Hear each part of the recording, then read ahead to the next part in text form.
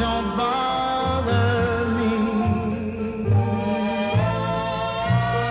I want the whole wide world to know that I love. And welcome to Let Them Talk. I'm Paul DeRienzo. And I'm Miss Joan Moossy. And our guest is Matthis Chiroux from the Iraq Veterans Against the War. And we have a very fascinating live election coverage, election night show here on Let Them Talk. So welcome to the show, Matthis. Welcome, yes. Thank you. Thank you very much, guys. And we're going to show you some videos, and in a moment I'm going to set our monitor so that if anything really earth-shattering happens while you're watching Let Them Talk, we'll be able to give you that information right here so you don't have to go flipping back and forth to see how the election is going. Matthis, this is such a key story. What happened to you, what happened to your comrades out at Hempstead during the last debate is one of the most important events, and yet it has not been really as widely covered as it should be. It got out there a little bit, but not nearly as much as it should. Explain to people your group, Iraq Veterans Against the War, and then I want to talk a little bit about you, and then we're going to show the video of what happened in Hempstead during the last presidential debate, which is why we're here tonight. While you're talking about that, I'm going to just set the monitor so that we can watch the returns as they come in. Sure, sure. Well, I'm Sergeant Matthis Chiroux of the Army's Individual Ready Reserve. I'm a member of Iraq Veterans Against the War. What we are is an organization of service members and veterans who are basically organized to speak out collectively against the occupation of Iraq, to advocate for veterans' care, and as well to demand that the Iraqi people be paid reparations for the damage done to their country by our occupation. Now, we planned an action at the final presidential debate at Hofstra University on October 15th. Where John McCain and Barack Obama ended up spending an hour and a half squabbling over the vote of some guy, Joe the plumber, while literally Nick the vet was outside on the sidewalk getting trampled by police officers. The action, what it was, is basically veterans' issues, and even the war in Iraq has been put very much on the back burner. That's right. In this election cycle. Absolutely. And we are right in the middle of two separate occupations right now, and yet the VA continues its mission completely underfunded, completely understaffed. And that's the Veterans Administration for folks who might be challenged in that area. Right. Yeah, the Veterans Administration. Basically, the bureaucracy charged with caring for this nation's warriors when they come home, and they are underfunded. They have been consistently underfunded.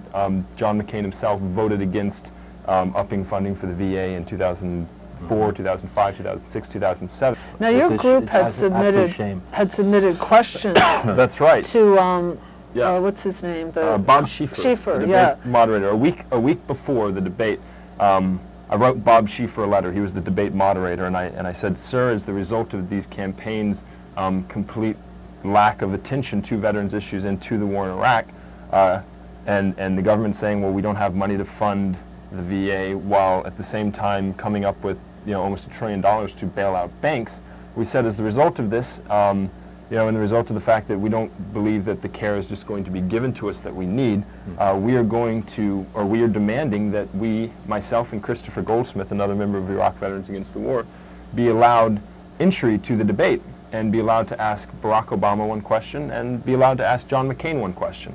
And I made very clear in this letter to Bob Schieffer that I sent a week before the action that if by 7 p.m. on the 15th, if they had not responded by inviting Christopher and I in to have our voices heard by the candidates, that we would be leading a peaceful procession of veterans and supporters to the main gates of Hofstra University, where we would attempt to peacefully enter anyway.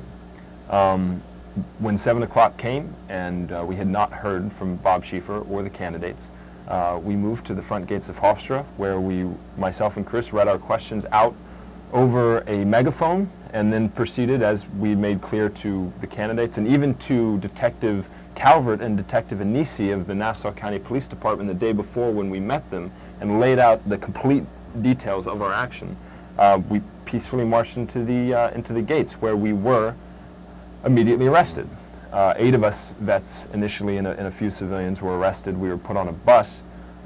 Immediately after this, though, what was maybe most disturbing about the entire event is the Nassau County Police Department on horseback rode out into Hempstead Turnpike to use their animals to push these peaceful protesters back across the turnpike and like up onto the sidewalk. Ram. Right, basically, they were using live animals as battering rams. In fact, in the video that we're going to see, you can see one Officer Quagliano, the man actually responsible for nearly killing my friend, actually battering people with his horse, using his horse's face to move people. And once all these demonstrators were up on the sidewalk, you know, everybody was loud. They were exercising their First Amendment rights, but they were respectful of the police's orders to move back across the street. They did that. They moved onto the sidewalks where they had been told, this is fine, this is a good place for you to be.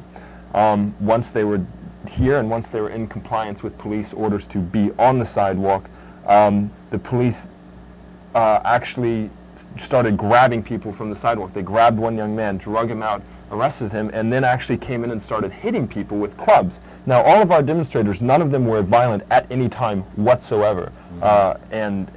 And Right, they didn't came up rush onto the sidewalk. police. They did not. They didn't refuse to comply with orders. They were on the sidewalk in full compliance with orders. The police came up onto the sidewalk, started hitting them with clubs, ripped a group of veterans to the ground. You'll see this in the video. And as this was going on, this Officer Quagliano decided to charge his horse up onto the sidewalk, and he began spinning his horse in circles. And when he did this, as the police were pulling protesters to the ground, Nick Morgan was a member of Iraq Veterans Against the War, a veteran of Iraq, was actually pulled to the ground and then stepped on by a police horse. His lower orbital was shattered.